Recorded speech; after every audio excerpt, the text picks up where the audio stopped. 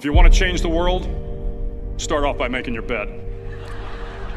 If you make your bed every morning, you will have accomplished the first task of the day. It will give you a small sense of pride, and it will encourage you to do another task, and another, and another. And by the end of the day, that one task completed will have turned into many tasks completed. Making your bed will also reinforce the fact that the little things in life matter. If you can't do the little things right, you'll never be able to do the big things right. And if by chance you have a miserable day, you will come home to a bed that is made, that you made. And a made bed gives you encouragement that tomorrow will be better. To pass SEAL training, there are a series of long swims that must be completed.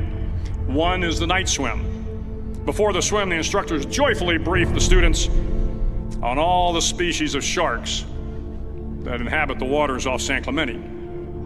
They assure you, however, that no student has ever been eaten by a shark, at least not that they can remember. But you are also taught that if a shark begins to circle your position, stand your ground. Do not swim away. Do not act afraid. And if the shark, hungry for a midnight snack, darts towards you, then summons up all your strength and punch him in the snout, and he will turn and swim away. There are a lot of sharks in the world. If you hope to complete the swim, you will have to deal with them. So if you want to change the world, don't back down from the sharks. Over a few weeks of difficult training, my SEAL class, which started with 150 men, was down to just 42. There were now 6 boat crews of 7 men each. I was in the boat with the tall guys, but the best boat crew we had was made up of the little guys, the Munchkin crew, we called them. No one was over 5'5". The Munchkin boat crew had 1 American Indian, 1 African American, 1 Polish American, 1 Greek American, 1 Italian American, and 2 tough kids from the Midwest. They out-paddled, outran, and outswam all the other boat crews.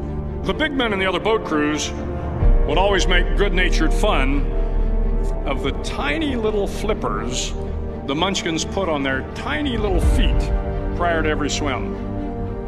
But somehow these little guys from every corner of the nation and the world always had the last laugh, swimming faster than everyone and reaching the shore long before the rest of us. SEAL training was a great equalizer. Nothing mattered but your will to succeed, not your color, not your ethnic background, not your education, not your social status. If you want to change the world, measure a person by the size of their heart, not by the size of their flippers. The 9th week of training is referred to as Hell Week. It is 6 days of no sleep, constant physical and mental harassment, and 1 special day at the Mud Flats. The Mud Flats are an area between San Diego and Tijuana where the water runs off and creates the Tijuana Sloughs, a swampy patch of terrain where the mud will engulf you. It is on Wednesday of Hell Week that you paddle down to the Mud Flats and spend the next 15 hours trying to survive the freezing cold, the howling wind, and the incessant pressure to quit from the instructors. As the sun began to set that Wednesday evening, my training class, having committed some egregious infraction of the rules, was ordered into the mud. The mud consumed each man till there was nothing visible but our heads. The instructors told us we could leave the mud if only 5 men would quit. Only 5 men, just 5 men, and we could get out of the oppressive cold. Looking around the mud flat, it was apparent that some students were about to give up. It was still over 8 hours till the sun came up. 8 more hours of bone-chilling cold. The chattering teeth and the shivering moans of the trainees were so loud, it was hard to hear anything. And then one voice began to echo through the night. One voice raised in song.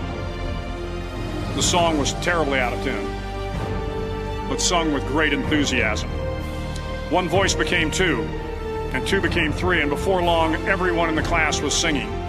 The instructors threatened us with more time in the mud if we kept up the singing, but the singing persisted, and somehow the mud seemed a little warmer, and the wind a little tamer, and the dawn not so far away. If I have learned anything in my time traveling the world, it is the power of hope.